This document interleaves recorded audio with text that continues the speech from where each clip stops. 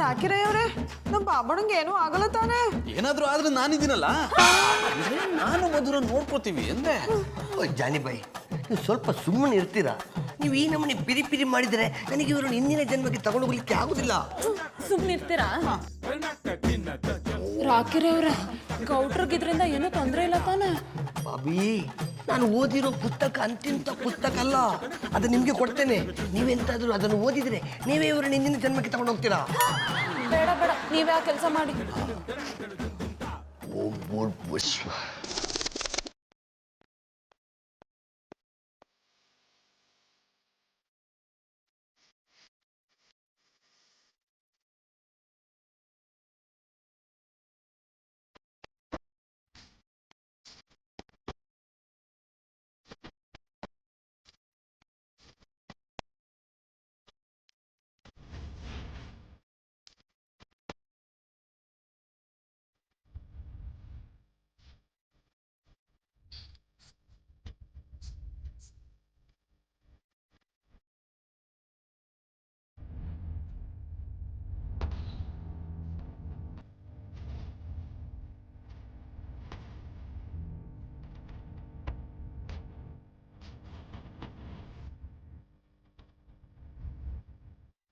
ಮಂತ್ರಿ ರಮಣಿ, ಯಾಕೋ ವಿಚಲಿತರಾದಂತೆ ಕಾಣುತ್ತಿರುವಿರಿ? ಯಾಕೆ, ರಾಜ್ಯದಲ್ಲಿ ಏನಾದರೂ ತೊಂದರೆಯೇ? ನಿಮ್ಮಂತ ದೊರೆಗಳು ರಾಜ್ಯಭಾರ ಮಾಡುತ್ತಿರಬೇಕಾದರೆ ಎಲ್ಲವೂ ಕ್ಷೇಮವಾಗಿಯೇ ಇರುತ್ತದೆ ಪ್ರಭು. ಮತ್ತೇಕೆ ಚಿಂತಿಸುತ್ತಿರುವಿರಿ ಮಂತ್ರಿ ರಮಣಿ? ನೀವು ಇರುವವರೆಗೂ ರಾಜ್ಯ ಕ್ಷೇಮವಾಗಿಯೇ ಇರುತ್ತದೆ ಪ್ರಭು. ಆದರೆ ನೀವು ಹೊಗೆ ಹಾಕಿಸಿಕೊಂಡ ಮೇಲೆ, ಅಂದರೆ ನಿಮ್ಮ ಕಾಲಾನಂತರ ಈ ರಾಜ್ಯವನ್ನು ಆಳುವವರು ಯಾರು? ನಿಮಗೆ ಗಂಡು ಸಂತಾನವಿಲ್ಲವಾದ್ದರಿಂದ ಬೇರೆ ಯಾರನ್ನಾದರೂ ದತ್ತು ಪಡೆದು ಅವರಿಗೆ ಪಟ್ಟಾಭಿಷೇಕ ಮಾಡಬೇಕಾಗುತ್ತದೆ. ಮಂತ್ರಿಗಳೇ, ನಾನು ಯಾರನ್ನು ದತ್ತು ತೆಗೆದುಕೊಳ್ಳುವುದಿಲ್ಲ. ಈ ನನ್ನ ಹೆಣ್ಣು ಮಕ್ಕಳೇ ಅಧಿಕಾರವನ್ನು ನಡೆಸಲಿ. ಇದು ಹೊಸ ಕ್ರಾಂತಿಗೆ ನಾಂದಿಯಾಗಲಿ. ನನಗೂ ಅದೇ ಆಸೆ ಪ್ರಭು. ಆದರೆ ನಮ್ಮ ರಾಜಗುರುಗಳು ಹೇಳಿದ್ದು ನೆನಪಿದೆಯಲ್ಲ, ನಿಮ್ಮ ವಂಶದಲ್ಲಿ ಹೆಣ್ಣು ಮಕ್ಕಳು ರಾಜ್ಯಭಾರ ಮಾಡಿದ್ದಲ್ಲಿ ಅವರಿಗೆ ಸಂತಾನ ಭಾಗ್ಯವಿರುವುದಿಲ್ಲ. ಆದ್ದರಿಂದ ಇವರು ರಾಜ್ಯಭಾರ ಮಾಡುವುದು ಅಷ್ಟೊಂದು ಸಮಂಜಸವಲ್ಲ. ಹೌದು ಮಹಾರಾಜರೇ, ಮಂತ್ರಿಯವರು ಹೇಳುವುದು ಸರಿಯಾಗಿದೆ. ಅಧಿಕಾರದ ಆಸೆಗೋಸ್ಕರ ಹೆಣ್ಣು ಮಕ್ಕಳನ್ನು ಬಂಜೇರನ್ನಾಗಿ ಮಾಡುವುದು ಬೇಡ. ನಾವು ಒಂದು ಗಂಡು ಮಗುವನ್ನು ದತ್ತು ತೆಗೆದುಕೊಳ್ಳೋಣ. ಮಾತೆ ತಮ್ಮಲ್ಲಿ ಒಂದು ಮಾತು, ನಾವು ಬಂಜೇರಾಗುತ್ತೇವೆ ಅನ್ನೋ ಭಯ ನಿಮಗೆ ಬೇಡ. ಈ ಪ್ರಜೆಗಳೇ ನಮ್ಮ ಮಕ್ಕಳಿದ್ದ ಹಾಗೆ. ಇವರಿಗೋಸ್ಕರ ನಾವು ಎಂಥ ತ್ಯಾಗಕ್ಕೂ ಸಿದ್ಧ. ಮಾತೆ, ಅಕ್ಕ ಹೇಳುತ್ತಿರೋದು ಸರಿಯಾಗೇ ಇದೆ. ನಮ್ಮ ಜೀವನವನ್ನು ಈ ಪ್ರಜೆಗಳಿಗೋಸ್ಕರ ಮುಡಿಪಾಗಿಟ್ಟಿರುತ್ತೇವೆ. ದೇವರ ಅನುಗ್ರಹವಿದ್ದರೆ ಬರಡು ಭೂಮಿಯಲ್ಲೂ ಬೆಳೆ ಬರುತ್ತದೆ. ಇದಕ್ಕೆ ಕಾಲವೇ ಉತ್ತರ ಕೊಡುತ್ತದೆ.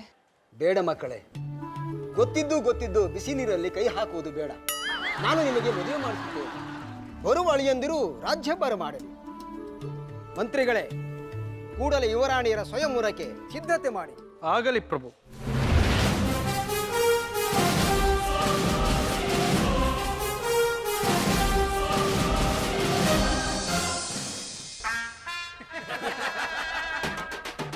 ಪ್ರಭುಗಳಲ್ಲಿ ನಮ್ದಕ್ಕೆ ಒಂದು ವಿನಂತಿ. ಏನದು? ದೂದ್ಗೆ ಮನೇಲೆ ಇಟ್ಕೊಂಡು ಹಸುಗೆ ಆಚೆ ಯಾಕೆ ಹುಡುಕ್ತೀರಾ? ಮೈ ಕ್ಯಾ ಬೋಲ್ತಾ ಹೂ ಅಂದ್ರೆ, ನಿಮ್ಮ ಅಕ್ಕಗೆ ಮಗ ಬುದ್ಧಿವಾನ್ ಇದಾರಲ್ಲ, ಇವರನ್ನೇ ಕೊಟ್ಟು ಅವರಿಗೆ ಮದುವೆ ಮಾಡ್ಬಿಡಿ. ಇವ್ರವ್ರಿಗೆ ಸೋದರ ಮಾವಾಗಿ ಆಗ್ತಾರಲ್ಲ. ಹೆಸರು ಮಾತ್ರ ಬುದ್ಧಿವಾನ್ ಇರಬಹುದು, ಆದ್ರೆ ಟ್ರೈನ್ ಓಪನ್ ಮಾಡಿ ನೋಡಿದರೆ ಬುದ್ಧಿ ಇರುವುದಿಲ್ಲ. ಅದು ಟ್ರೈನ್ ಅಲ್ಲ, ಬ್ರೈನು. ಹಿಡದೆ ಚಾಳ. ಹೌದು ಪಿತಾಶ್ರೀ, ಇವರಿಗೆ ರಾಜತಂತ್ರ ಗೊತ್ತಿಲ್ಲ, ಶೌರ್ಯ ವಿದ್ಯೆ ಗೊತ್ತಿಲ್ಲ. 3 ಹೊತ್ತು ಹುಲಿ ಕುರಿ ಆಟ ಆಡ್ಕೊಂಡು ಟೈಗರ್ ಬ್ರ್ಯಾಂಡ್ ನ ಸೊಂಟದಲ್ಲಿ ಇಟ್ಕೊಂಡು ಓಡಾಡ್ತಿರ್ತಾರೆ. ಚಂದ್ರ, ನಾನು ಹುಲಿ ಎಂಬುದನ್ನು ತೋರಿಸೋದಕ್ಕೋಸ್ಕರನೇ ಟೈಗರನ್ನ ಕೈಯಲ್ಲಿ ಹಿಡ್ಕೊಳ್ತೇನೆ ಹೊರತು ನಾನು ಕುಡಿಯೋದಿಲ್ಲ. ಬೇಕಾದ್ರೆ ನೋಡೋದಿಲ್ಲ, ಸೀಲ್ ಇನ್ನೂ ಓಪನ್ ಆಗಿಲ್ಲ. ನಿಮ್ಗಿದೆಲ್ಲ ಬೇಕಾ? ನಿಮ್ದಕ್ಕೆ ಮರ್ಯಾದೆನ ನೀವೇ ಹರಾಜ್ಗೆ ಹಾಕೋತಾ ಇದ್ದೀರಲ್ಲ. Is it? ಪಿತಾಶ್ರೀ, ಕೇಳಿದಿರ ಇವರ ಮಾತನ್ನು? ಇವರು ಟೈಗರ್ ಎಂದು ತೋರಿಸಿಕೊಳ್ಳಲು ಇದನ್ನು ಹಿಡ್ಕೊಂಡು ಓಡಾಡುವರು. ಇವರನ್ನು ರಾಜನನ್ನಾಗಿ ಮಾಡಿದರೆ ರಾಜ ಎಂದು ತೋರಿಸಿಕೊಳ್ಳಲು ಇನ್ನೇನು ತೋರಿಸುವರೋ ಏನೋ. ನಾವು ಇವರನ್ನು ಮದುವೆಯಾಗುವ ಬದಲು ಕಾಡಿಗೆ ಹೋಗಿ ತಪಸ್ಸು ಮಾಡುವುದೇ ಲೇಸು. ಹೌದು ಮಹಾಪ್ರಭು, ನನ್ನ ಮಕ್ಕಳು ಹೇಳುವುದು ಸರಿಯಾಗಿದೆ. ಈ ಬುದ್ಧಿವಾನ್ ನನ್ನ ಮಕ್ಕಳಿಗೆ ಸರಿ ಹೊಂದುವುದಿಲ್ಲ. ಎಲ್ಲಾ ವಿದ್ಯೆಯನ್ನು ತಿಳಿದಿರುವ ವಿರಾಟನನ್ನು ಕರೆತಂದು ಮದುವೆ ಮಾಡೋಣ. ರಾಣಿಜಿ, ನಮ್ದಿಗೆ ಒಂದು ವಿನಂತಿ. ಇವ್ರಿಗೆ ವಿದ್ಯೆಗೆ ಇಲ್ಲ ಅಂದ್ರೆ ಏನಂತೆ, ಗುರುಗಳಿಗೆ ಕರ್ಸ್ಬಿಟ್ಟು ಕಲ್ಸೋಣ. ಆಗ ಇವರು ನಿಜವಾದ ಬುದ್ಧಿಮಾನ್ ಆಗ್ತಾರೆ. I like it. ಇವನು ಹೇಳುವುದರಲ್ಲೂ ಒಂದು ಅರ್ಥವಿದೆ, ಮುಂದಕ್ಕೆ ನೋಡೇ ಬಿಡೋಣ. ಮಂತ್ರಿಗಳೇ, ಇದಕ್ಕೆ ಸಂಬಂಧಪಟ್ಟ ಗುರುಗಳನ್ನು ಕರೆಯಿಸಿ ಇವರಿಗೆ ಟ್ರೈನಿಂಗ್ ಕೊಡಿಸಿ. ಇದರಲ್ಲಿ ಗೆದ್ದರೆ ಮ್ಯಾರೇಜು, ಸೋತರೆ ಕ್ಯಾರೇಜು. ಮಹಾಪ್ರಭು, ನೀವು ಹೇಳಿದಂತೆ ರಾಜತಂತ್ರ ಮತ್ತು ಶೌರ್ಯ ವಿದ್ಯೆಯನ್ನು ಕಲಿಸಲು ಗುರುಗಳನ್ನು ಕರೆಸಿದ್ದೇವೆ. ನೀವು ಅಪ್ಪಣೆ ಕೊಟ್ಟರೆ ಬರಮಾಡಿಕೊಳ್ಳುತ್ತೇವೆ. ಕರೆಯಿಸಿ. ಯಾರಲ್ಲಿ? ನೀವು ಯಾರಿಗೆ ಹೇಳಿದ್ರು ಅವ್ರಿಗೆ ಇಲ್ಲಿ. ಬನ್ನಿ ಇಲ್ಲಿ.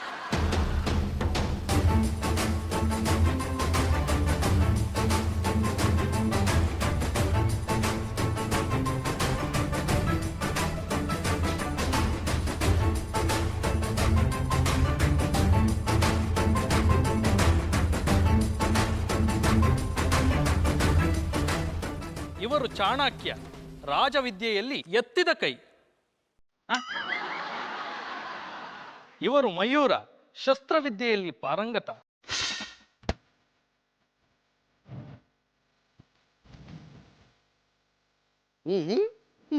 ಇಷ್ಟು ಚಿಕ್ಕ ವಯಸ್ಸಿನಲ್ಲಿ ಇಷ್ಟೆಲ್ಲ ಹೇಗೆ ಕಲಿತೀರಿ? ಪ್ರಭು, ಪಾತ್ರೆ ಎಷ್ಟೇ ದೊಡ್ಡದಿದ್ರು ಸೌಟು ಚಿಕ್ಕದೇ. ಹಾಗೆ ನಮ್ಮ ವಯಸ್ಸು ಚಿಕ್ಕದಿರಬಹುದು, ಆದರೆ ಬುದ್ಧಿ ದೊಡ್ಡದು. ಎಲ್ಲ ವಿಠಲ ವಿಠಲ ಪಾಂಡುರಂಗ ಅವನ ದಯೆ. ಹೇಳಿ, ನಾವೀಗ ವಿದ್ಯೆಯನ್ನು ಯಾರಿಗೆ ಧಾರೆ ಎರೆಯಬೇಕು? ನಿಮ್ದಕ್ಕೆ ಧಾರೆಗೆ ಎರಿಬೇಕಾಗಿರೋದು ಇವ್ರಿಗೆ. ಇವ್ರ ಹೆಸರು ಬುದ್ಧಿವಾನ್. ನಮ್ಮ ರಾಜ್ಯದಲ್ಲಿರುವ ಗುಜರಿ ಅಂಗಡಿಗಿಂತ ಕಡೆಯಾಗಿರುವ ನೀನು ಬುದ್ಧಿಮಾನರೇ. ಹಾಗಿರುವುದಕ್ಕೆ ನಿಮ್ಮನ್ನ ಇಲ್ಲಿಗೆ ಕರೆಸಿ ನನ್ನನ್ನು ಶೋರೂಮ್ ಪೀಸ್ ಮಾಡಿ ಅಂತ ಹೇಳ್ತಿರೋದು. ನೀವೇನೇ ಕಲಿಸಿದರೂ ನಾನು ಅದನ್ನು ಶ್ರದ್ಧೆಯಿಂದ ಕಲಿತೇನೆ. ಇದೇ ನಮಗೆ ಬೇಕಾದದ್ದು. ಒಬ್ಬ ಶಿಷ್ಯನಿಗೆ ಏನಿರಬೇಕು ಅದೆಲ್ಲ ನಿನಗಿದೆ. ಖಂಡಿತ ಇದೆ, ತೋರಿಸ್ಲಾ? ಕಲಿಕೆ ಶುರು ಮಾಡಿದ ಮೇಲೆ ಬಂಡವಾಳ ಬಯಲಾಗುವುದು. ಗುರುಗಳೇ, ನೀವು ಯಾವಾಗಿನಿಂದ ವಿದ್ಯಾಭ್ಯಾಸ ಕಲಿಸಲು ಶುರು ಮಾಡುತ್ತೀರಿ? ನೀವು ಅಪ್ಪಣೆ ಕೊಟ್ಟರೆ ಈಗಲೇ ಆರಂಭಿಸುತ್ತೇವೆ. ನಾಳೆ ಎಂಬುದು ಹಾಳು ಎಂದು ನಮಗೆ ಚೆನ್ನಾಗಿ ತಿಳಿದಿದೆ. ಗುರುಗಳೇ, ನಮ್ದು ಛೋಟಾ ಸಬಿನ್ನ ನಮ್ಮ ಬುದ್ಧಿಮಾನ್ಗೆ ಇವತ್ತು ಉಪವಾಸಾಗೆ ಇದ್ದಾರೆ. ನೀವು ನಾಳೆಗೆ ಶುರುಗೆ ಮಾಡ್ಬೋದಾ? ಆಗಬಹುದು. ಒಟ್ರೆ ಆನ್ ಆಗ್ಲಿಲ್ಲ ಅಂದಮೇಲೆ ಕೊಳಾಯಿ ಮುಂದೆ ನಿಂತು ಏನು ಪ್ರಯೋಜನ?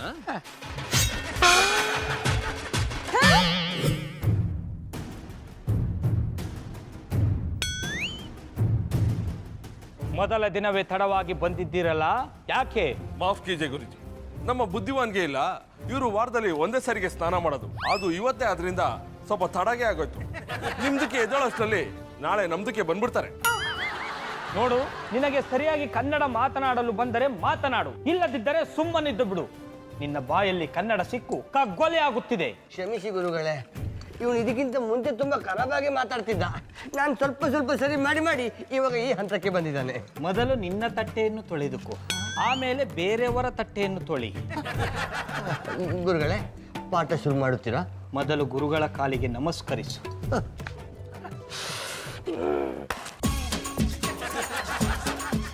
ನಮಸ್ಕಾರ ಮಾಡುವುದಕ್ಕೆ ಬರುವುದಿಲ್ಲ, ಇನ್ನು ಸಂಸ್ಕಾರ ಹೇಗೆ ಕಲಿಯುತ್ತೀಯೋ? ನಿಮ್ದಕ್ಕೆ ಬಂದಿದ್ದೀರಲ್ಲ, ಕಲ್ಸ್ಬಿಡಿ. ಇವನಿಗಿಂತ ಜಾಸ್ತಿ ನೀನೇ ಮಾತನಾಡುತ್ತಿರುವೆ, ಅದಕ್ಕೆ ಇವನು ಹೀಗೆ ಇರುವುದು. ಮಾಫ್ ಕೀಜೆ ಗುರುಜಿ, ಇವರು ನಮ್ದಕ್ಕೆ ದೋಸ್ತಿ ಇಲ್ಲ, ಅದಕ್ಕೆ ಸ್ವಲ್ಪ ಜಾಸ್ತಿಗೆ ಮಾತಾಡ್ಬಿಟ್ಟೆ. ಬುದ್ಧಿವಾನ,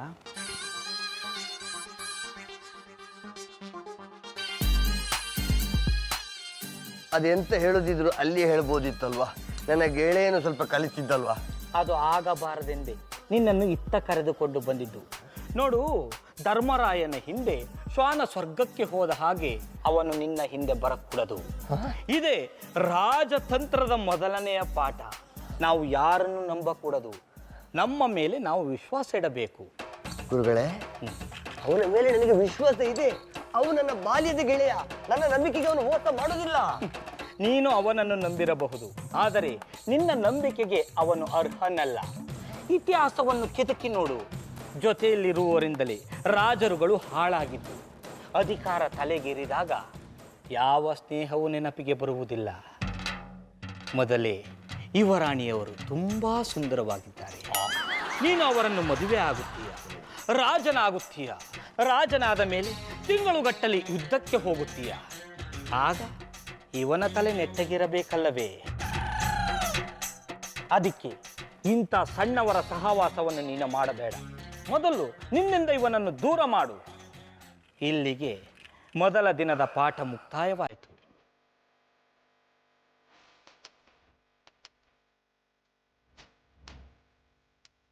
ಕ್ಯಾ ದೋಸ್ತ್, ಪಾಠಗೆ ಹೇಗಿತ್ತು? ನನಗೆ ಗೊತ್ತು, ನೀವು ಚೆನ್ನಾಗೇ ಕಲ್ತಿರ್ತೀರಾ. ಸ್ವಲ್ಪ ದಿನಗಳ ಮಟ್ಟಿಗೆ ನೀನು ನನ್ನಿಂದ ದೂರವಿರು. ಯಾಕೆ ದೋಸ್ತ್ ಹೀಗೆ ಹೇಳ್ತಾ ಇದ್ದೀರಾ? ನನ್ನಿಂದ ಏನ್ ಕಲ್ತಾಯ್ತು? ಅದಾಗಬಾರ್ದಂತೇಳಿ ಹೇಳ್ತಿದ್ದೇನೆ. ನನ್ನಿಂದ ದೂರ ಇರು. ನನ್ನ ಮಾತನ್ನು ಮೀರಿದರೆ ನಿನ್ನನ್ನು ಸರಿ ಮಾಡಲಾಗ್ತೇನೆ.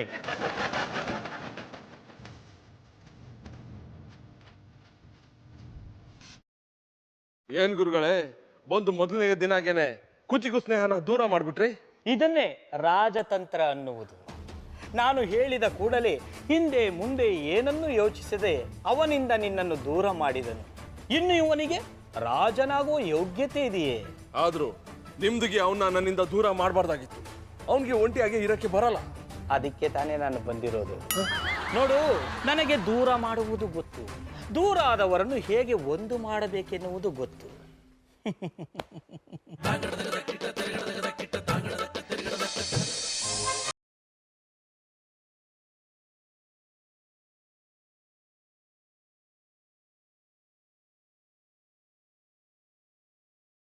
ಬುದ್ಧಿವಾನ್, ಗುರುಗಳ, ಶಸ್ತ್ರಾಭ್ಯಾಸಕ್ಕೆ ಸಿದ್ಧನಿದ್ದಿ ತಾನೆ?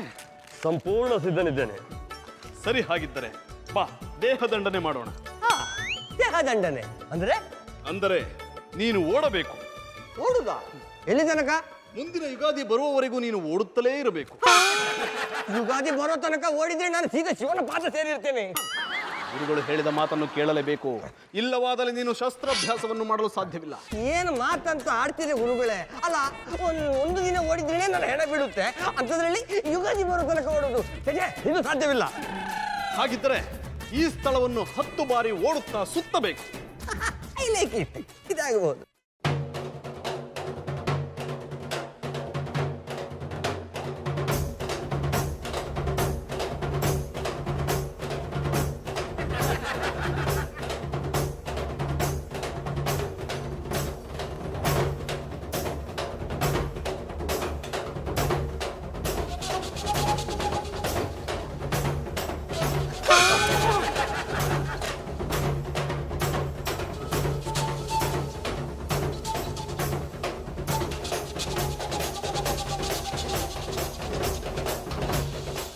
ಹತ್ತು ಸುತ್ತಿರಲಿ, 5 ಸುತ್ತು ಸುತ್ತುವುದಕ್ಕೂ ನಿನಗೆ ಕಷ್ಟವಾಯಿತು. ಇನ್ನು ಕತ್ತಿಯನ್ನು ಹಿಡಿದು ಯುದ್ಧ ಮಾಡುತ್ತೀಯಾ? ಒಂದು ದಿನ ಅವಕಾಶ ಕೊಟ್ಟು ನೋಡಿ, ನಾನು ಕತ್ತಿಯಲ್ಲಿ ಯುದ್ಧ ಮಾಡಿ ತೋರಿಸುತ್ತೇನೆ. ಸದ್ಯಕ್ಕೆ ಹೊರಗೋಗಿ ಸ್ವಲ್ಪ ತಂಪು ಪಾನೀಯ ಕುಡ್ಕೊಂಡು ಬರಲಿ. ಹೋಗು ಹೋಗು, ನೀನು ಅದಕ್ಕೆ ಸರಿ, ಹೋಗು ಹೋಗು.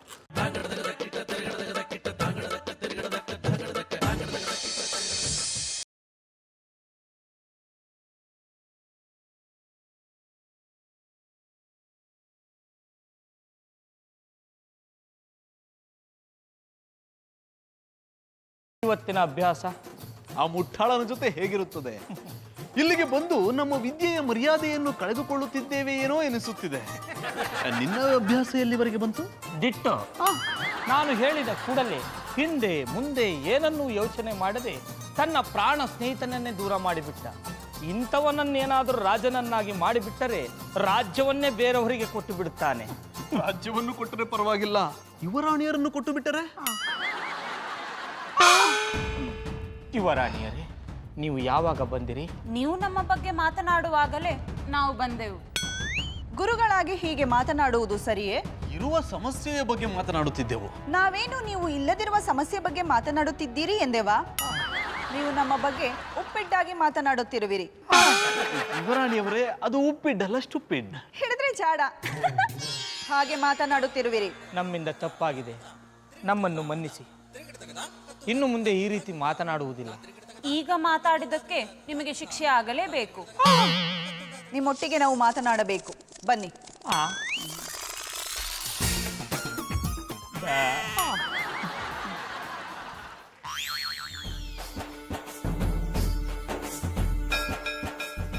ಯುವರಾಣಿಯವರೇ, ನಮ್ಮನ್ನೇಕೆ ಇಲ್ಲಿ ಕರೆತಂದಿರಿ? ಯಾರಾದರೂ ನೋಡಿದರೆ ತಪ್ಪು ತಿಳಿದುಕೊಳ್ಳುವುದಿಲ್ಲವೇ? ತಪ್ಪು ಮಾಡಲೆಂದೇ ಬಂದಿರುವಾಗ ಅವರು ತಪ್ಪು ತಿಳಿದುಕೊಳ್ಳುವುದರಲ್ಲಿ ತಪ್ಪೇನಿಲ್ಲ ಬಿಡಿ. ನಿಮ್ಮ ಮಾತು ನನಗೆ ಅರ್ಥವಾಗುತ್ತಿಲ್ಲ. ಅರ್ಥ ಮಾಡಿಕೊಳ್ಳಿ, ಎಲ್ಲವೂ ಅರ್ಥವಾಗುತ್ತದೆ. ದಯವಿಟ್ಟು ನಮ್ಮ ಹೊಟ್ಟೆಯ ಮೇಲೆ ಕಲ್ಲು ಹಾಕಬೇಡಿ. ಈ ವಿಷಯ ರಾಜರಿಗೆ ತಿಳಿದರೆ ನಮ್ಮನ್ನು ನೇಣಿಗೇರಿಸುತ್ತಾರೆ. ನೀವೆಂತ ಶೂರರು, ಇಲ್ಲಿಂದ ತಪ್ಪಿಸಿಕೊಂಡು ಹೋಗುವ ಮಾರ್ಗ ನಿಮಗೆ ಗೊತ್ತಿಲ್ಲವೇ? ಏಕಿ ನಗು? ನಿಮ್ಮಿ ನಗು ನಮ್ಮಲ್ಲಿ ಭಯವನ್ನು ತರಿಸುತ್ತಿದೆ. ಭಯಪಡಬೇಡಿ ಮಯೂರ, ನಿಮ್ಮ ಶೌರ್ಯಕ್ಕೆ ಮೆಚ್ಚಿ ಇಲ್ಲೇ ಕರೆ ತಂದಿದ್ದೇನೆ. ನಿಮ್ಮ ಬಲ ಪರಾಕ್ರಮಗಳಿಗೆ ನಾನು ಸೋತಿದ್ದೇನೆ. ನೀವು ನಿಜವಾಗಿಯೂ ರಾಜತಾಂತ್ರಿಕರೇ, ಆದರೆ ನಿಮ್ಮ ವಿದ್ಯೆಯನ್ನು ಒಬ್ಬ ನಾಲಾಯಕನಿಗೆ ಹೇಳಿಕೊಟ್ಟು ವ್ಯರ್ಥ ಮಾಡಿಕೊಳ್ಳುತ್ತಿದ್ದೀರಾ.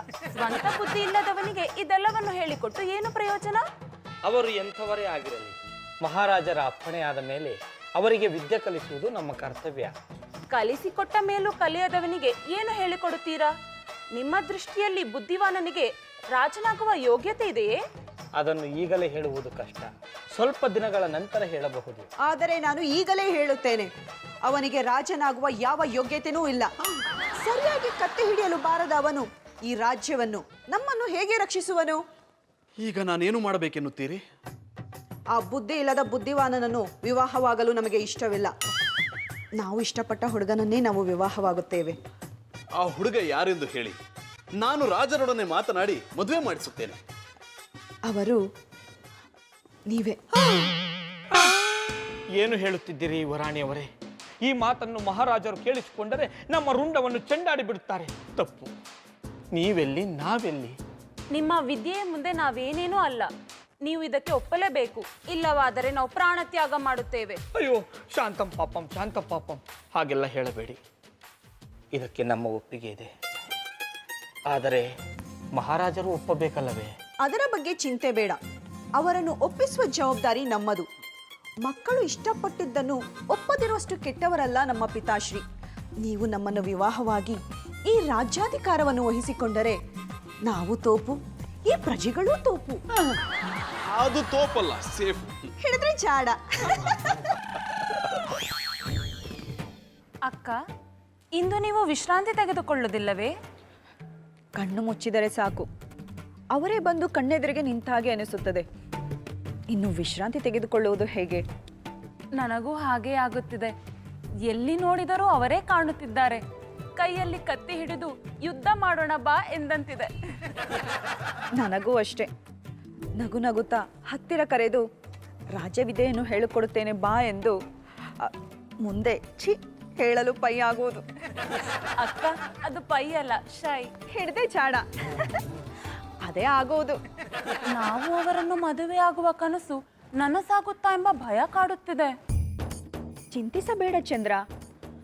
ಪಿತಾಶ್ರೀ ಮಾತೆ ಇದುವರೆಗೂ ನಾವು ಕೇಳಿದ್ದನ್ನು ಇಲ್ಲ ಎಂದಿಲ್ಲ. ಇನ್ನು ಇವರನ್ನು ಕೇಳಿದರೆ ಬೇಡ ಅನ್ನೋವರೇ. ಇದಕ್ಕೆ ಆ ಬುದ್ಧಿವಾನ ತೊಂದರೆ ಕೊಟ್ಟರೆ ನಮ್ಮರೂ ಅವನನ್ನು ವಿಚಾರಿಸಿಕೊಳ್ಳುತ್ತಾರೆ ಬಿಡು. ಪಾಂಡುರಂಗನ ದಯೆ ಇದ್ದರೆ ನಮ್ಮ ಆಸೆ ನೆರವೇರುವುದು. ವಿಠಲ ವಿಠಲ ಪಾಂಡುರಂಗ.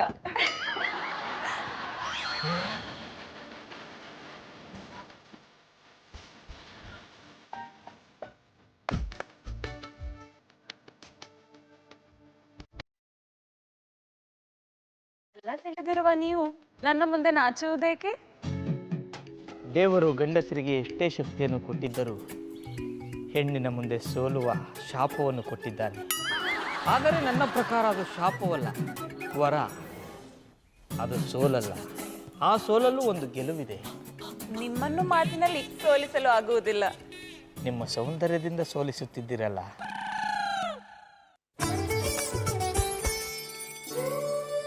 ಈ ನಿಮ್ಮ ಕೈಗಳನ್ನು ಹಿಡಿಯಲು ನಾನು ಪುಣ್ಯ ಮಾಡಿದ್ದೆ. ಪುಣ್ಯ ಮಾಡಿದ್ದು ನಾನು.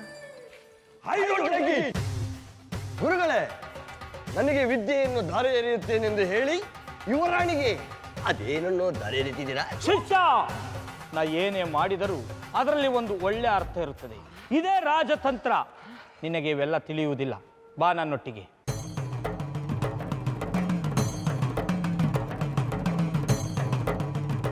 ನೀವು ನನ್ನನ್ನು ಪಕ್ಕಕ್ಕೆ ಕರ್ಕೊಂಡು ಬರ್ತಿರೋದು ನೋಡಿದರೆ ಯಾರಿಂದಲೂ ನನ್ನನ್ನು ದೂರ ಮಾಡ್ತಿದ್ದೀರಂತ ಅನಿಸುತ್ತೆ.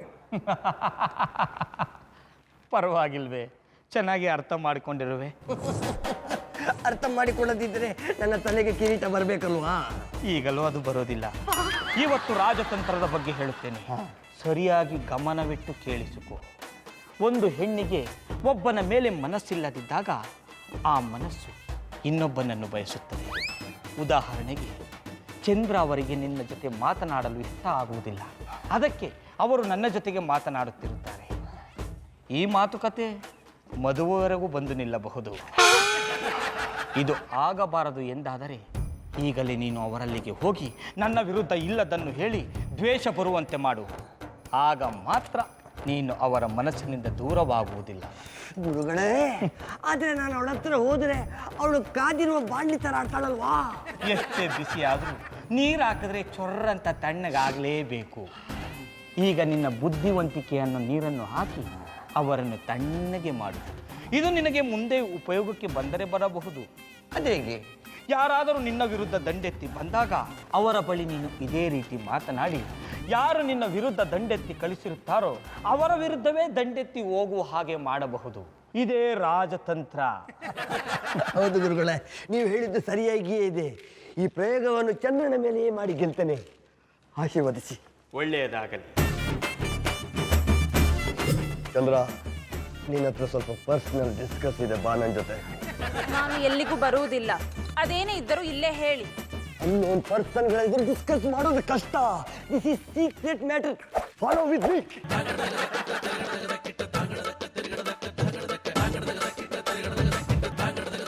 ಬುದ್ಧಿವಾನ, ನಿನ್ನ ಬುಡಕ್ಕೆ ನೀನೇ ಎಳ್ಳು ನೀರು ಬಿಟ್ಕೊಳ್ಳೋಕೆ ಹೋಗ್ತಾ ಇದೀಯ.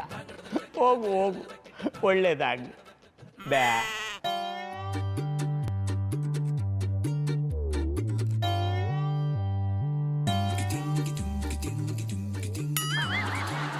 ಪರವಾಗಿಲ್ಲ, ಇವತ್ತಲ್ಲ ನಾಳೆ ಈ ಕೈ ನೀ ನನಗೆ ಕೊಡ್ಲೇಬೇಕು. ಅದು ಖಂಡಿತ. ಇಲ್ಲಿಗೆ ಕರೆದುಕೊಂಡು ಬಂದ ವಿಷಯ?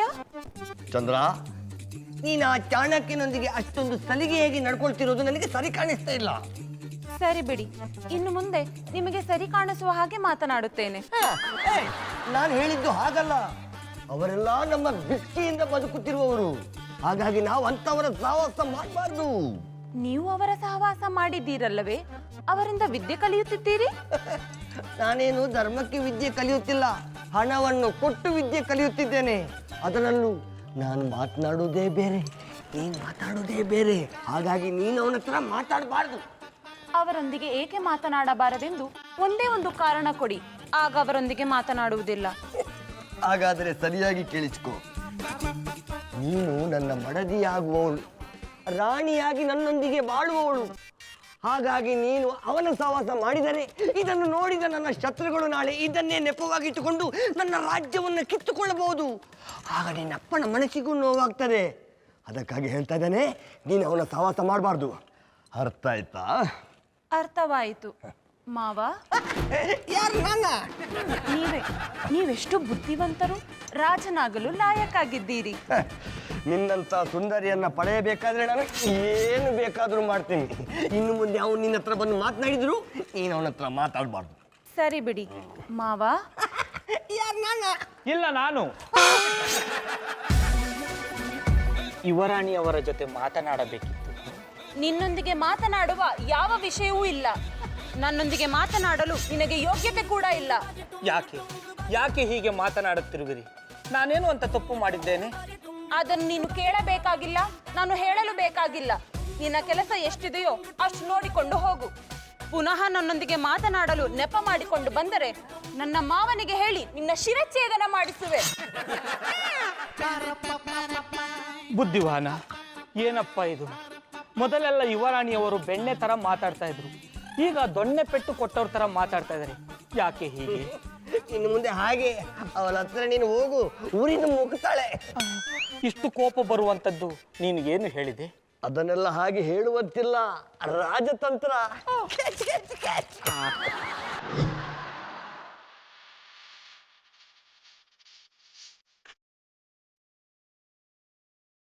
ಮಯೂರ, ನೀವು ಗೋಟ್? ಯುವರಾಣಿಯವರೇ, ಅದು ಗೋಟ್ ಅಲ್ಲ, ಗ್ರೇಟ್. ಹಿಡಿದ್ರೆ ಜಾಡ. ಅದೇ ಹೇಳಿ ಯುವರಾಣಿಯವರೇ, ಯಾಕಾಗಿ ನಾನು ಗ್ರೇಟ್? ನೋಡಿ, ನೀವು ನನ್ನನ್ನು ಯುವರಾಣಿ ಎಂದು ಕರೆಯಬೇಡಿ. ಪ್ರೀತಿಯಿಂದ ಇಂದ್ರ ಎಂದು ಕರೆಯಿರಿ. ಹಾಗೆ ಕರೆಯಲು ನನಗೆ ನಾಚಿಕೆ ಆಗುತ್ತದೆ. ನಾಚಿಕೆ ಪಡಬೇಕಾಗಿರುವುದು ನೀವಲ್ಲ, ನಾನು. ಹೇಳು ಇಂದ್ರ, ಯಾಕಾಗಿ ನಾನು ಗ್ರೇಟ್? ಇಷ್ಟು ಭಾರವಾದ ಕತ್ತಿಯನ್ನು ಹಿಡಿದು ಹೋರಾಡುತ್ತೀರಲ್ಲ, ಅದಕ್ಕೆ. ಗುರುಗಳೇ, ಏನಿದು? ಇಂದ್ರಳ ಕೈಗೆ ಕತ್ತಿಯನ್ನು ಕೊಟ್ಟಿದ್ದೀರಾ? ನಿನಗೆ ಕತ್ತಿ ಹಿಡಿಯಲು ಬರುವುದಿಲ್ಲವಲ್ಲ, ಅದಕ್ಕೆ ಇಂದ್ರಳ ಕೈಲಿ ಕೊಟ್ಟು ನೋಡಿದೆ. ಹಾಸ್ಯ ಮಾಡಿದೆ. ನೀನು ಕತ್ತಿ ಜಳಪಿಸುವ ಪರಿಯನ್ನು ನೋಡಿ ಇಂದ್ರ ಹೊಗಳುತ್ತಿದ್ದಳು. ಹೌದು, ನೀವು ಕತ್ತಿ ಹಿಡಿದು ಓಡಾಡುತ್ತಿದ್ದರೆ ಮತ್ತೆ ಬಬ್ರುಹಾನ ಹುಟ್ಟಿ ಬಂದನೇನೋ ಅನ್ನಿಸುವುದು. ಇನ್ನು ಸ್ವಲ್ಪ ದಿವಸವಷ್ಟೇ ನೀವು ಈ ರಾಜ್ಯದ ರಾಜ ಆಗುವುದರಲ್ಲಿ ಯಾವುದೇ ಸಂಶಯವಿಲ್ಲ. ಇಂದು ನಾನು ನಿನಗೆ ಇನ್ನೊಂದು ವಿದ್ಯೆಯನ್ನು ಹೇಳಿಕೊಡುತ್ತೇನೆ. ಏನದು? ತೆಗೆದುಕೋ ಇದನ್ನು. ನೇರವಾಗಿ ಗುರಿ ಇಟ್ಟು ಸಿಂಹಾಸನಕ್ಕೆ ಹೊಡೆ.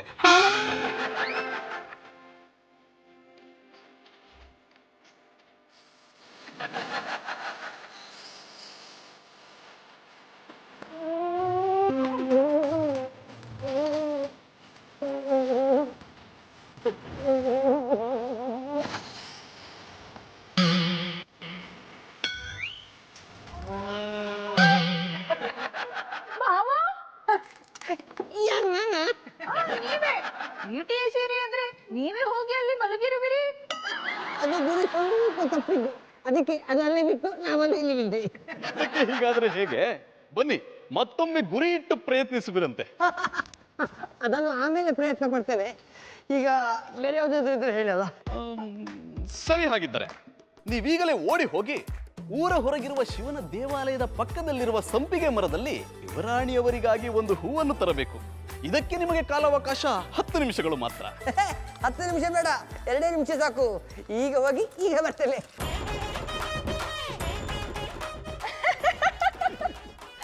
ಏಕೆ ನಗುತ್ತಿದ್ದಿ ಇಂದ್ರ?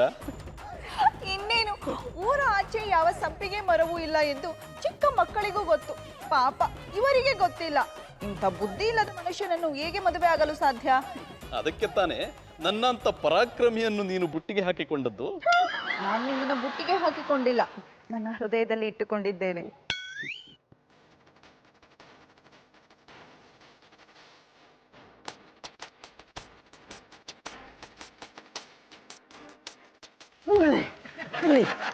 ಸಂಪಿಗೆ ಮರ ಕೂಡ ಇಲ್ಲ. ನಿನಗೆ ಎಲ್ಲಿ ಏನಿದೆ ಎಂಬುದೇ ಗೊತ್ತಿಲ್ಲ, ಇನ್ನು ಶತ್ರುಗಳನ್ನು ಹೇಗೆ ಕಂಡು ಹಿಡಿಯುತ್ತೀಯ? ನೀನು ಕಲಿಯುವುದು ಕಷ್ಟ. ಗುರುಗಳೇ, ಆ ತರ ಹೇಳಿಬಿಡಿ. ಇದೊಂದು ಅವಕಾಶ ಕೊಟ್ಟು ನೋಡಿ, ಶ್ರದ್ಧೆಯಿಂದ ಕಲಿತೇನೆ. ನೀನು ಶ್ರದ್ಧೆಯಿಂದ ಕಲಿಯಲೇಬೇಕು, ಇಲ್ಲವಾದರೆ ನಿನ್ನ ಆಸೆಗಳಿಗೆ ಶ್ರದ್ಧಾಂಜಲಿ ಇಡಬೇಕಾಗುತ್ತದೆ. ಚಂದ್ರ ಅವರೇ, ನೀವು ಪದೇ ಪದೇ ನನ್ನನ್ನು ಭೇಟಿಯಾಗುತ್ತಿದ್ದರೆ ತಪ್ಪಾಗುತ್ತದೆ. ಯಾರಾದರೂ ನೋಡಿದರೆ ಎಡವಟ್ಟಾಗುತ್ತದೆ. ಚಿಂತಿಸಬೇಡಿ, ಯಾರು ಇಲ್ಲದನ್ನು ನೋಡಿಯೇ ನಾನು ಇಲ್ಲಿಗೆ ಬಂದಿದ್ದು. ಈಗ ಬಂದಿದ್ದು ಏಕೆ? ನಾನು ಇಲ್ಲಿಗೆ ಬಂದದ್ದು ನಿಮಗೆ ಇಷ್ಟವಾಗಲಿಲ್ಲವೇ? ನನ್ನೊಡನೆ ಮಾತನಾಡಲು ನಿಮಗೆ ಆಸೆ ಇಲ್ಲವೇ? ಚೆ ಹಾಗೇನಿಲ್ಲ. 24 ಗಂಟೆನೂ ನಿಮ್ಮ ಜೊತೆನೇ ಇರಬೇಕು ಅನ್ನೋದು ಆಸೆ. ಆದರೆ ಅದು ಈಗಲ್ಲ, ಎಲ್ಲರೂ ಒಪ್ಪಿ ನಮ್ಮ ಮದುವೆ ಆದ ಮೇಲೆ. ಆ ಸಮಯ ಈಗ ಬಂದಿದೆ ಎಂದುಕೊಳ್ಳಿ. ನಾನು ಈಗ ಇಲ್ಲಿಗೆ ಬಂದದ್ದು ನಿಮಗೆ ಆ ಬುದ್ಧಿವಾನನ ಬಗ್ಗೆ ಮನವರಿಕೆ ಮಾಡಲು. ನೋಡಿ, ನೀವು ಹೇಳಿದ ಕೂಡಲೇ ನನ್ನ ಜೊತೆ ಹೇಗೆ ಮಾತನಾಡಿದ. ಸ್ವಲ್ಪವೂ ಸ್ವಂತ ಬುದ್ಧಿ ಎಂಬುದೇ ಇಲ್ಲ. ಅವನ ಮುಂದೆ ನಿಮ್ಮನ್ನು ಬೈದದ್ದನ್ನು ನೋಡಿ ನಿಜವೆಂದು ಭಾವಿಸಿದ್ದಾನೆ. ಶತದಡ್ಡ. ಅವನು ಶತದಡ್ಡನೆಂದು ನನಗೆ ಮೊದಲ ದಿನವೇ ತಿಳಿಯಿತು. ಅವನ ಸ್ನೇಹಿತನ ಮಾತನ್ನು ಕೇಳದೆ ಏನನ್ನೂ ಮಾಡುವುದಿಲ್ಲ. ಅದಕ್ಕೆ ಅವನಿಂದ ಅವನನ್ನು ದೂರ ಮಾಡಿದೆ. ಈಗ ಅವನಿಗೆ ತಲೆ ಇದೆ, ಮೆದುಳಿಲ್ಲ. ನೀವು ತುಂಬ ಚೆನ್ನಾಗಿ ಮಾತನಾಡುತ್ತೀರಿ. ನೀವು ಮಾತನಾಡುವುದನ್ನು ಕೇಳುತ್ತಿದ್ದರೆ ಹಾಗೆಯೇ ಕೇಳುತ್ತಿರಬೇಕು ಎನಿಸುತ್ತದೆ. ಮಾತು ಮಾತ್ರ ಚೆನ್ನಾಗಿದೆಯಾ? ನಾನು ನೀವು ತುಂಬ ಚೆನ್ನಾಗಿದ್ದೀರಿ. ಯಾ ಅಲ್ಲ, ಇದು ಇಷ್ಟು ದೂರಾಗೆ ಬಂದ್ಬಿಟ್ಟಿದ್ಯಾ? ಈ ಗುರುಗಳಿಬ್ರು ಬುದ್ಧಿವಾನ್ಗೆ ಪಾಠಗೆ ಹೇಳ್ಕೊಡಿ ಅಂದ್ರೆ ಯುವರಾಣಿಗೆ ಪ್ರೇಮಗೆ ಪಾಠ ಹೇಳ್ಕೊಡ್ತಾ ಇದ್ದಾರೆ. ಒಟ್ನಲ್ಲಿ ನಮ್ದಕ್ಕೆ ಬುದ್ಧಿವಾನ್ಗೆ ಏನೋ ತೊಂದರೆ ಕಾದಿದೆ. ಇದನ್ನ ಅವರಿಗೆ ಹೇಳಲೇಬೇಕು. ಸುಳ್ಳು ತೆರೆಯಬೇಡ. ಯುವರಾಣಿಯರ ಬಗ್ಗೆ ನನಗೆ ಚೆನ್ನಾಗಿ ಗೊತ್ತಿದೆ. ನನ್ನಿಂದ ನಿನ್ನನ್ನು ದೂರಪಡಿಸಿದನೆಂಬ ಒಂದೇ ಒಂದು ಕಾರಣಕ್ಕೆ ನನ್ನ ಹತ್ರನೇ ಫಿಟ್ಟಿಂಗ್ ಇಡ್ತೀಯ. ನಮ್ದಕ್ಕೆ ಅದ್ರ ಅವಶ್ಯಕತೆ ಇಲ್ಲ. ನಿಮ್ದಕ್ಕೆ ಯೋಚನೆ ಮಾಡಕ್ಕೆ ಬುದ್ಧಿ ಇಲ್ಲ ಅಂದ್ರೆ ನಮ್ದಕ್ಕೆ ಬುದ್ಧಿ ಇಲ್ವಾ? ಅವ್ರಿಬ್ರಿಗೆ ಏನ್ ಮಾಡ್ತಿದ್ರು ಅನ್ನೋದನ್ನ ನಮ್ಮ ಕಣ್ಣಾರೆಗೆ ನೋಡಿದೀವಿ. ಇದು ಇಲ್ಲಿಯವರೆಗೂ ಬಂದು ಬಿಟ್ಟಿತೆ. ಬಡುಕೊಂಡೆ ಮಹಾರಾಜರಿಗೆ ಹೊರಗಿನವರು ಬೇಡ, ನಾವೇ ವಿದ್ಯೆಯನ್ನು ಕಲಿಸುತ್ತೇವೆ ಎಂದು. ಆದರೆ ಅವರು ನನ್ನ ಮಾತನ್ನು ಕೇಳಲೇ ಇಲ್ಲ. ಮಂತ್ರಿ ಮಹಾಶಯರೇ, ಈ ತರ ಮಾತನ್ನು ನಂಬದಿರಿ. ಯುವರಾಣಿಯರನ್ನು ನಾನು ಮಾತನಾಡಿಸಿಕೊಂಡು ಬಂದಿದ್ದೀನಿ. ಅವರ ತಲೆಯಲ್ಲಿ ಅಂತ ಯೋಚನೆಗಳು ಯಾವುದಿಲ್ಲ. ಅವರಿಬ್ರು ನಿಮ್ ಮುಂದೆಗೆ ನಾಟಕಗೆ ಮಾಡ್ತಾ ಇದ್ದಾರೆ. ನೀವ್ ಏನ್ ಹೇಳಿದ್ರು ನಂಬ್ತೀರಾ ಅಂತ ದ್ರೋಹಗೆ ಮಾಡ್ತಾ ಇದ್ದಾರೆ. ಅಲ್ಲಾಕೆ ಕಸಂ, ಅವರಿಬ್ರಿಗೆ ಪ್ಯಾರ್ಗೆ ಮಾಡ್ತಾ ಇದ್ದಾರೆ.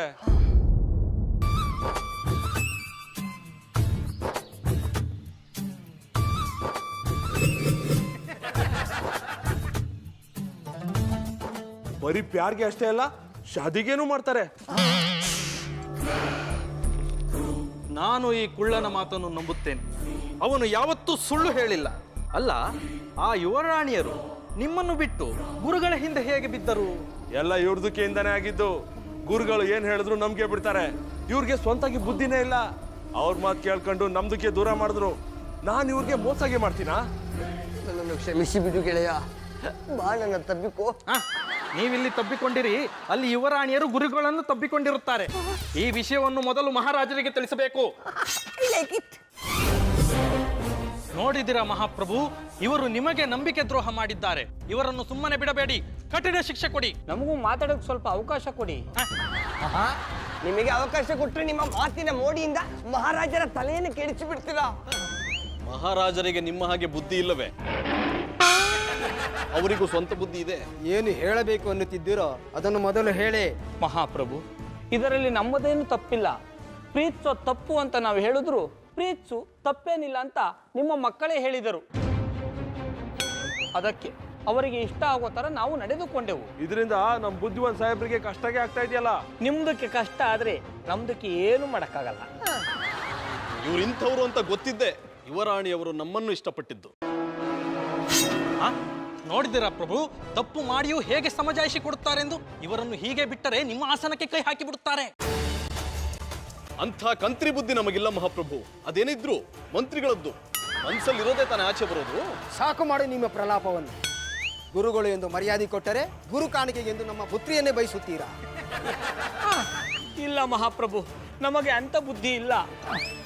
ಇವರ ಮಾತನ್ನು ನಂಬಬೇಡಿ ಮಾವಾಜಿ. ಇವರು ಮಾಡಿರುವ ತಪ್ಪಿಗೆ ಇವರನ್ನು ಎಲಿಫೆಂಟಿನ ಕಾಲಿನಿಂದ ತುಳಿಸಿ ಇವರ ಡೆಡ್ ಬಾಡಿಯನ್ನು ಊರಿನಿಂದ ಆಚೆ ಎಸಿರಿ. ಗುರುಗಳು ಎಂದು ಗೌರವ ಕೊಡುತ್ತಿದ್ದೇನೆ. ಹಾಗಾಗಿ ನಿಮ್ಮನ್ನು ಈ ರಾಜ್ಯದಿಂದ ಗಡಿಪಾರು ಮಾಡುತ್ತಿದ್ದೇನೆ. ಒಂದು ವೇಳೆ ಈ ರಾಜ್ಯದಲ್ಲಿ ಕಾಣಿಸಿದ್ದೀ ಆದರೆ ನಿಮ್ಮನ್ನು ಆಲೆಯ ಕಾಲಿನಿಂದ ತುಳಿಸುತ್ತೇನೆ.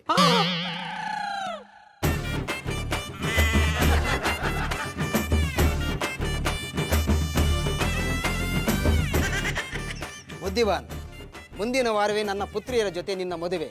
ಅಲ್ಲಿಯವರೆಗೆ ಅವರನ್ನು ಕಾಯುವ ಜವಾಬ್ದಾರಿ ನಿನ್ನದು. ಅಕ್ಕ, ಮಾತೆ ಹಾಗೂ ಪಿತಾಶ್ರೀ ಹೀಗೆ ಮಾಡುತ್ತಾರೆಂದು ನಾನು ಊಹಿಸಿರಲಿಲ್ಲ. ನಮ್ಮ ಮಾತನ್ನು ಅವರು ಒಪ್ಪಿಕೊಳ್ಳುತ್ತಾರೆ ಎಂದುಕೊಂಡಿದ್ದೆ. ಆದರೆ ನಮ್ಮ ಮದುವೆಯನ್ನು ಆ ಬುದ್ಧಿವಾನನ ಜೊತೆ ನಿಶ್ಚಯಿಸಿದ್ದಾರಲ್ಲ. ತಂಗಿ, ಎಲ್ಲ ಪ್ರೀತಿಯಲ್ಲೂ ಅಪ್ಪ ಅಮ್ಮನೇ ದ್ವೇಷಿಗಳು. ನಮ್ಮ ಕಥೆಯಲ್ಲೂ ಹಾಗೆ ಆಗಿದೆ ಬಿಡು. ಇದೇನಕ್ಕ ಇಷ್ಟು ಸಲೀಸಾಗಿ ಮಾತನಾಡುತ್ತಿರುವೆ? ಮುಂದೇನಾಗುವುದು ಎಂಬ ಭಯ ಕಾಡುತ್ತಿದ್ದ ನನಗೆ. ಚಿಂತಿಸಬೇಡ ಸಹೋದರಿ. ಯಾರೇ ಅಡ್ಡ ಬಂದರೂ ನಮ್ಮ ಪ್ರೀತಿಯನ್ನು ದೂರ ಮಾಡಲು ಸಾಧ್ಯವಿಲ್ಲ. ನಾವು ಯಾರನ್ನು ಇಷ್ಟಪಟ್ಟಿದ್ದೇವೋ ಅವರನ್ನೇ ವಿವಾಹವಾಗೋಣ. ಸತ್ಯ ಹರಿಶ್ಚಂದ್ರ ಸ್ಮಶಾನ ಕಾದಿರುವ ಹಾಗೆ ಬುದ್ಧಿವಾನ ನಮ್ಮನ್ನು ಕಾಯುತ್ತಿದ್ದಾನೆ. ಹೀಗಿರುವಾಗ ನಾವು ತಪ್ಪಿಸಿಕೊಳ್ಳಲು ಸಾಧ್ಯವೇ ಇಲ್ಲ. ಆ ಬುದ್ಧಿವಾನನ ಬುದ್ಧಿ ಕೆಡಿಸಲು ಕಷ್ಟವೇ?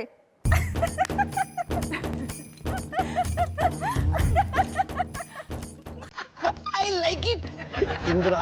ಚಂದ್ರ, ನಿಮ್ಮಿಬ್ಬರ ನಗುವನ್ನು ನೋಡ್ತಾ ಇದ್ರೆ ನನಗೆ ಆನಂದವಾಗ್ತಾ ಇದೆ.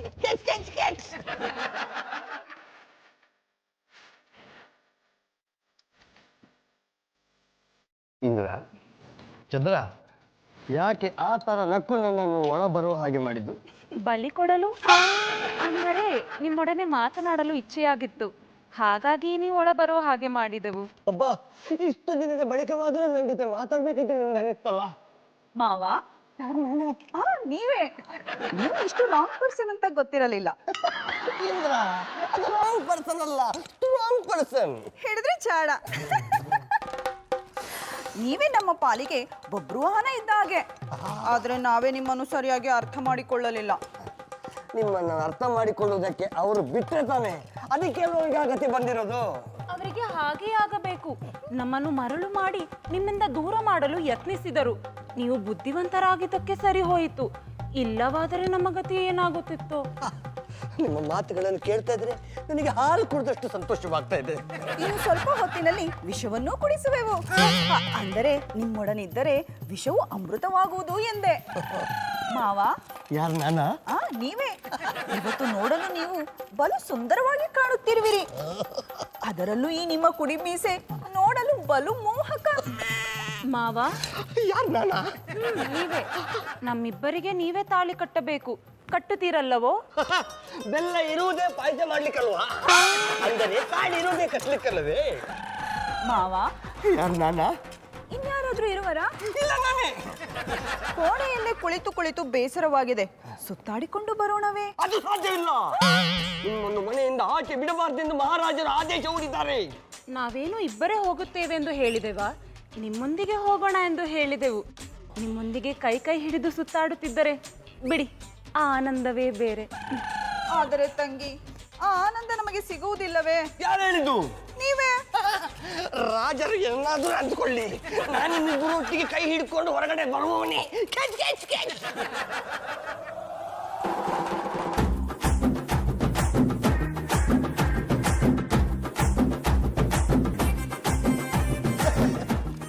ನಿಮ್ಮಿಬ್ಬರ ಕೈಯನ್ನು ಹಿಡ್ಕೊಂಡಿದ್ದೀನಿ ಅಂದ್ರೆ ಅದೆಷ್ಟೊಂದು ಸಂತೋಷವಾಗ್ತಿದೆ ಗೊತ್ತಾ? ನೀವಿಬ್ಬರು ಯಾವಾಗಲೂ ಹೀಗೆ ನನ್ನ ಜೊತೆಯಲ್ಲೇ ಇರಬೇಕು. ನೀವು ಇಷ್ಟಪಟ್ಟರೆ ಹೀಗೆ ಇರುವೆವು. ಆದರೆ ನೀವು ಯುದ್ಧಕ್ಕೆ ಹೋದಾಗ ಏನು ಮಾಡುವುದು? ಮತ್ತೇನು ಮಾಡೋದು? ನಿಮ್ಮನ್ನು ಜೊತೆಗೆ ಕರ್ಕೊಂಡು ಹೋಗೋದು. ಅಲ್ಲಿ ಸೈನಿಕರು ಯುದ್ಧ ಮಾಡ್ತಿರ್ತಾರೆ, ನಾವಿಲ್ಲಿ ಹನಿಮೂನ್ ಮಾಡೋದು. ಎಲ್ಲರಿಗೂ ನಿಮ್ಮಂತ ರಾಜರೇ ಸಿಕ್ಕರೆ ಅವರ ಕತೆ ಮುಗಿದೇ ಹೋಗುತ್ತದೆ. ಅಂದರೆ ದುಃಖದ ಕತೆ ಮುಗಿದು ಸಂತೋಷದ ಕತೆ ಪ್ರಾರಂಭವಾಗುತ್ತದೆ ಅಂದೆ. ಅವರ ಕಥೆಯನ್ನು ಬಿಡಿ, ನಾವು ನಮ್ಮ ಕಥೆಯನ್ನು ಮಾತಾಡೋಣ. ನಿಮ್ಮಿಬ್ಬರನ್ನ ನಾನು ಜೊತೆಯಲ್ಲಿ ಮದುವೆ ಆಗ್ತಿದ್ದೀನಿ ಅಂದ್ರೆ ನಾನೇ ಭಾಗ್ಯವಂತ, ಇಂದು ನಾನೇ ಪುಣ್ಯವಂತ. ಅದು ಮಾತ್ರ ಸಾಧ್ಯವಿಲ್ಲ. ಇವರನ್ನು ಮದುವೆ ಆಗುವುದು ನಿನ್ನ ಹಣೆಯಲ್ಲಿ ಬರೆದಿಲ್ಲ. ಗಡಿಪಾರು ಮಾಡಿದ್ದೇವೆ, ಅದೇ ಅರಮನೆ ಒಳಗೆ ಕಾಲಿಟ್ರಿ.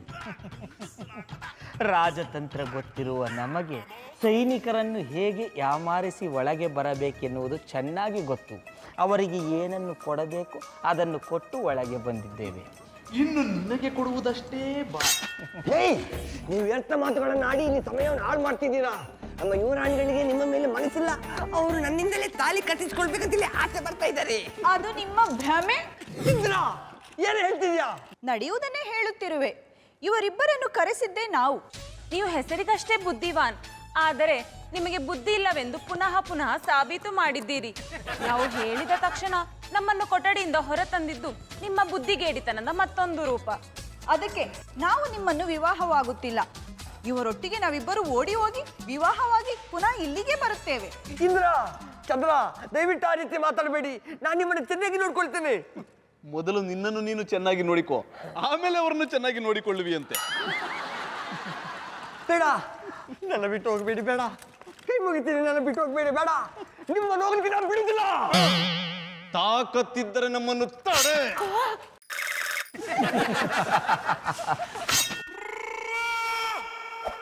ನಿಲ್ಲಿ. ನಮ್ಮ ಕಣ್ಣು ತಪ್ಪಿಸಿ ನೀವು ಎಲ್ಲಿ ಹೋಗಲು ಸಾಧ್ಯವಿಲ್ಲ. ದಯವಿಟ್ಟು ನಮ್ಮನ್ನು ಬಿಟ್ಟು ಬಿಡಿ. ಪ್ರೇಮಿಗಳನ್ನು ಒಂದು ಮಾಡಿ. ನಿಮ್ದಿಗೆ ನಮ್ಮ ದೋಸ್ತ್ಗೆ ಮೋಸ ಮಾಡಿ ಹೋಗ್ತಾ ಇದ್ರೆ ನಾವು ಸುಮ್ಗೆ ಇರಕ್ಕೆ ಆಗ್ತದಾ? ನೀವು ನಮ್ಮಿಂದ ತಪ್ಪಿಸ್ಕೊಂಡು ಹೋಗಕ್ಕೆ ಸಾಧ್ಯ ಇಲ್ಲ. ನಡೀರಿ ರಾಜರ ಹತ್ರ. I like it. ಮಹಾಪ್ರಭು, ಇವರು ತಪ್ಪಿನ ಮೇಲೆ ತಪ್ಪುಗಳನ್ನು ಮಾಡುತ್ತಿದ್ದಾರೆ. ಇವರು ಮಾಡಿರುವ ತಪ್ಪಿಗೆ ಇವರುಗಳನ್ನ ಮರಣದಂಡನೆಗೆ ಗುರಿಪಡಿಸಿ. ಪಿತಾಶ್ರೀ, ಹಾಗೆ ಮಾಡಬೇಡಿ. ಇದರಲ್ಲಿ ಇವರದೇನು ತಪ್ಪಿಲ್ಲ. ಇಲ್ಲಿ ಕರೆಸಿಕೊಂಡಿದ್ದೇ ನಾವು. ಪಿತಾಶ್ರೀ, ಇವರನ್ನು ಬಿಟ್ಟು ಬದುಕುವ ಶಕ್ತಿ ನಮಗಿಲ್ಲ. ದಯವಿಟ್ಟು ನಮ್ಮನ್ನು ಒಂದು ಮಾಡಿ. ನೀವು ಹೇಳಿದ ಕೂಡಲೇ ಒಪ್ಪಲು ಸಾಧ್ಯವಿಲ್ಲ. ನಿಮ್ಮಿಬ್ಬರ ಮದುವೆ ಬುದ್ಧಿವಾನನ ಜೊತೆ ನಿಶ್ಚಯವಾಗಿದೆ. ನಿಮ್ಮಿಬ್ಬರ ಮದುವೆ ಅವನ ಜೊತೆಯಲ್ಲೇ. ಪಿತಾಶ್ರೀ, ಇವನಲ್ಲಿ ಏನಿದೆ ಅಂತ ನಾವಿಬ್ಬರು ಇವನನ್ನು ವರಿಸಬೇಕು? ಕಂಡಬಟ್ಟೆ ಧೂಳುಂಟು. ಅಲ್ಲ, ಏನಿಲ್ಲ ಅಂತ ಹೇಳಿಯಲ್ಲ. ಸಾಕು, ಬಾಯಿ ಮುಚ್ಚು ದುರುಳ. ನಮ್ಮನ್ನು ಕಾಪಾಡದ ನೀನು ನಮ್ಮಿಬ್ಬರನ್ನು ಮದುವೆಯಾಗಿ ಏನು ಮಾಡುತ್ತೀಯಾ? ಪಿತಾಶ್ರೀ ಹೇಳಿದ್ದರು ನಾವು ಆಡಿದ ಕಪಟದ ಮಾತಿಗೆ ಸೋತು ನಮ್ಮನ್ನು ಹೊರಗೆ ಕರೆದುಕೊಂಡ ಹೋದೆ ಅಂತ ನೀನು ಈ ರಾಜ್ಯವನ್ನು ಹೇಗೆ ಕಾಪಾಡುತ್ತೀಯಾ? ಪಿತಾಶ್ರೀ, ನೀವು ಇವರನ್ನು ನಂಬಿಕೊಂಡರೆ ಈ ರಾಜ್ಯವನ್ನು ಕಳೆದುಕೊಂಡು ಬಂದಿಖಾನೆಯಲ್ಲಿ ಜೀವಿಸಬೇಕಾಗುತ್ತದೆ. ಚಂದ್ರ, ನೀನು ಯಾರೊಡನೆ ಮಾತನಾಡುತ್ತಿರುವೆ ಎಂಬ ಅರಿವಿದೆ? ಇವರು ಈ ರಾಜ್ಯದ ದೊರೆ. ಅಷ್ಟೇ ಅಲ್ಲ ಮಾತೆ, ಇವರು ನಮಗೆ ಜನ್ಮ ಕೊಟ್ಟ ತಂದೆ. ಮಕ್ಕಳ ಸುಖವನ್ನು ಬಯಸಬೇಕಾದವರು ಈ ರೀತಿ ಮಾಡುವುದು ಸರಿಯೇ? ಹೋಗಲಿ ಬಿಡು ಚಂದ್ರ. ಬಲವಂತದಿಂದ ಬದನೆಕಾಯಿಯನ್ನು ಸೌತೆಕಾಯಿ ಮಾಡಲು ಸಾಧ್ಯವಿಲ್ಲ. ಮುಂದಿನ ಜನ್ಮದಲ್ಲಿ ಹುಟ್ಟಿ ಒಂದಾಗೋಣ. ಅದು ಸಾಧ್ಯವಿಲ್ಲ. ಈ ಜನ್ಮದಲ್ಲಿ ನಮ್ಮ ವಿವಾಹವಾಗುವುದಾದರೆ ಅದು ನಿಮ್ಮ ಜೊತೆ ಮಾತ್ರ. ಇಲ್ಲವಾದರೆ ನಾವು ನಮ್ಮ ಪ್ರಾಣ ತ್ಯಾಗ ಮಾಡುವೆವು. ಇಂದ್ರ ಬೇಡ, ಇಂದ್ರ ಇಂದ್ರ ನನ್ನ ಬೇಡ ಇಂದ್ರ, ಬೇಡ ಇಂದ್ರ, ನಮಗಾಗಿ ನೀನು ಪ್ರಾಣ ತ್ಯಾಗ ಮಾಡುವುದು ಬೇಡ. ನೀನೆಲ್ಲೇ ಇದ್ದರೂ ಚೆನ್ನಾಗಿರಬೇಕೆಂಬುದೇ ನಮ್ಮ ಆಶಯ. ಶಭಾಷ್! ಪ್ರೀತಿ ಅಂದರೆ ಇದು. ನನ್ನ ಮಗಳು ಕತ್ತಿಯಿಂದ ಚುಚ್ಚಿಕೊಳ್ಳುತ್ತಿದ್ದರೂ ನೋಡಿಯೂ ಸುಮ್ಮನೆ ನಿಂತಿರುವ ಇವರಿಗೆ ನಮ್ಮ ಮಕ್ಕಳನ್ನು ಕೊಡುವುದಿಲ್ಲ. ನಮ್ಮ ಅಳಿಯಂದರು ಇವರೇ ಈ ರಾಜ್ಯದ ಅರಸರು. ಮಂತ್ರಿಯವರೇ, ಕೂಡಲೇ ಮದುವೆಗೆ ಸಿದ್ಧತೆಯನ್ನು ಮಾಡಿ. ಆಗಲಿ ಪ್ರಭು. ಯಾಕೆ ಇಷ್ಟು ಆತುರ? ಅಜ್ಜಿ ಆಗುವ ಕಾತುರ.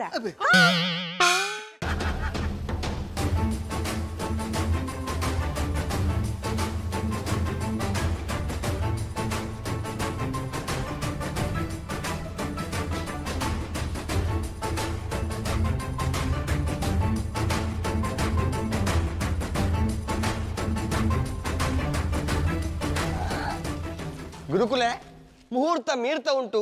ಮೊದಲು ಇವಳಿಗೆ ತಾಳಿ ಕಟ್ಟಿಸಿ.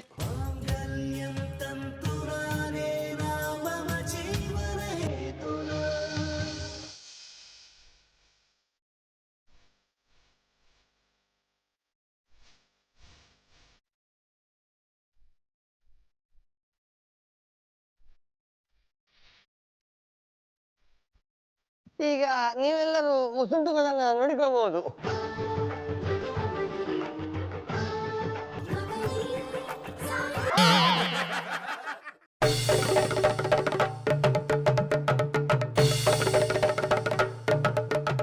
ಈ ಬದಲಾವಣೆಯನ್ನು ಬಯಸಿದ್ದು ಯಾರು?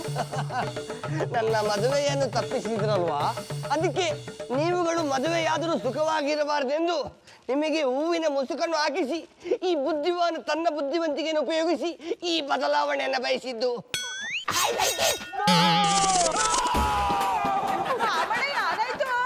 ಇಬ್ಬರು ಸೇಮ್ ಟೈಮಿಗೆ ಅರಬೆ ಹಾಕಿದ್ದನ್ನು ಕೂಡ ನೋಡಿಯೂ ಗೊತ್ತಾಗಲಿಲ್ವ ಪುಟ್ಟಕ? ಹೋದ ಜನ್ಮದಲ್ಲಿ ನೀವೇ ಇವರ ಬುಡದಿ ಹಾಕಿದ್ದಕ್ಕೆ ಇವರು ಅರಬೆ ಹಾಕಿದ್ದು. ಲವ್ ರಾಕಿ, ಮನ್ಸು ಆಗಾಗ ಚೇಂಜ್ ಓವರ್ ಬಯಸ್ತಿರುತ್ತೆ ಕಣ. ನಾನೇ ಬರವೇ ಇಷ್ಟು. ಸಿಕ್ಕಿದ್ದನ್ನು ಬೇಡ ಅಂತೇಳಿ ಬಿಟ್ಟು ಬಿಡ್ತೀರಾ, ಸಿಗದಿರುವುದಕ್ಕೆ ಆಚೆ ಬರ್ತೀರಾ. ಅದಕ್ಕೆ ನೋಡಿ ಅಂತ ನಾನು ಮದುವೆ ಆಗದೆ ಏಕಾಂಗಿಯ ನಮ್ಮನಿರೋದು. ಅಪೂರ್ವ ಎಂತಾದರೂ ಸಿಕ್ಕಿದ್ರೆ ಮಂಗಲ್ಯಂ ತಂತು ನಾನೇನಂತೇಳಿ ಆಡಿಯೇ ಬಿಡುದು. ರಾಕಿರವ್ರೆ, ನಿಮ್ ಬುದ್ಧಿ ಇವರಿಬ್ರಿಗಿಲ್ಲ ಬಿಡಿ. ಇವರಿಬ್ರು ಬರೀ ಈ ಜನ್ಮದಲ್ಲ, ಎಲ್ಲ ಜನ್ಮದಲ್ಲೂ ಹೀಗೆ. ಮಧುರ ಅವರೇ, ಹೋದ ಜನ್ಮದಲ್ಲೂ ಅದೇ ಏನ್ರು, ಈ ಜನ್ಮದಲ್ಲೂ ಅದೇ ಏನ್ರು ಅಂದ್ರೆ ಬೇಜಾರಾಗಲ್ವಾ? ಶಂಕರೇಶ್ವರ ಮುಂದಿನ ಜನ್ಮದಲ್ಲಾದ್ರೂ ಬ್ಯಾರೆ ಏನ್ರು ತೋರ್ಸಿನ ಅಂತ. ಬಾಬಣ್ಣ, ಮುಂದಿನ ಜನ್ಮ ಅಷ್ಟೇ ಅಲ್ಲ, ನಾವು ಹುಟ್ಟು ಬರೋ ಎಲ್ಲಾ ಜನ್ಮದಲ್ಲೂ ನನಗೆ ನೀವು ಮೊದಲವರಿಗೆ ಜನ್ಮದ ಜೋಡಿಗಳಾಗಿರ್ತೀವಿ ಅನ್ನಿ.